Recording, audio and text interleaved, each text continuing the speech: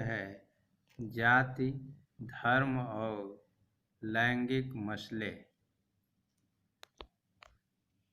इस अध्याय में हम 3 प्रकार के सामाजिक मतभेदों का अध्ययन करेंगे जो सामाजिक विभाजन और असमानताओं का रूप ले सकते हैं, जो जाति,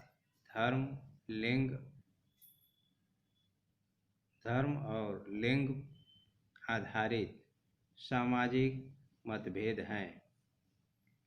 लैंगिक मसले और राजनीति।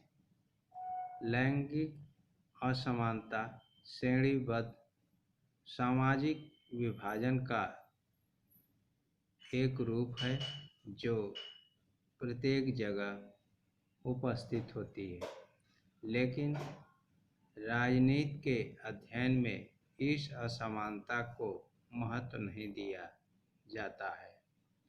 लैंगिक असमानता स्त्री और पुरुषों की जैविक बनावट नहीं, बल्कि इन दोनों के विषय में प्रचलित रूढ़ छवियां और सामाजिक भूमिकाएं हैं।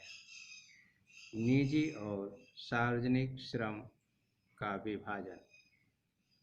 लिंग विभाजन सामाजिक विभाजन का एक रूप जिसके अंतर्गत समाज पुरुषों और महिलाओं के लिए असमान भूमिकाएं निर्धारित करता है। श्रम का लैंगिक विभाजन अधिकांश परिवारों में दिखाई देता है। उदाहरण स्वरूप, घर के अंदर के सभी कार्य परिवार की महिलाएं करती हैं, जैसे खाना बनाना, सफाई करना, कपड़े धोना और बच्चों की देखरेख करना आदि, जबकि पुरुष घर के बाहर के कार्य करते हैं। ऐसा नहीं कि पुरुष घर के कार्य नहीं कर सकते, बल्कि वे सोचते हैं कि घर के कार्य करना महिलाओं की जिम्मेदारी है। जब इन कार्यों के लिए पुरुषों को भुगतान किया जाता है, तब पुरुष इन्हें व्यवसाय के रूप में स्वीकार कर लेते हैं। अधिकांश दर्जी या होटल के रसोइयों पुरुष होते हैं। समाज के बाहर के सार्वजनिक जीवन में पुरुषों का अधिकार है।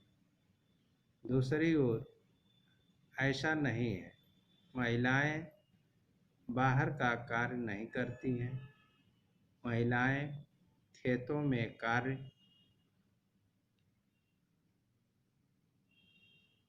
कार्यालयों में प्रत्येक स्थान पर कार्य करती हैं। वे घरेलू श्रम के रूप में भी कार्य करती हैं, जो मान्यता प्राप्त नहीं है। निजी और सार्वजनिक विभाजन का परिणाम।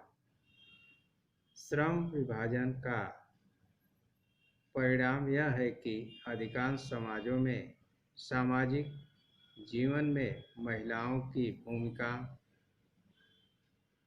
नगण्य है।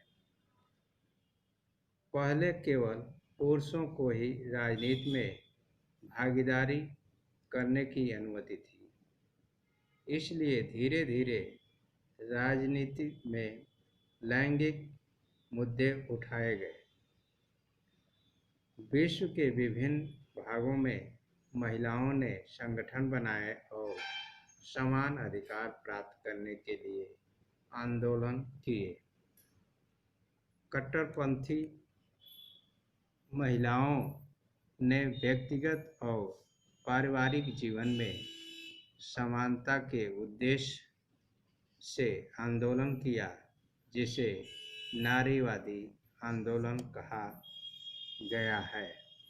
ये आंदोलन महिलाओं के लिए समान मताधिकारों के साथ-साथ शैक्षिक और कैरियर के उचित अवसरों के लिए किए गए थे।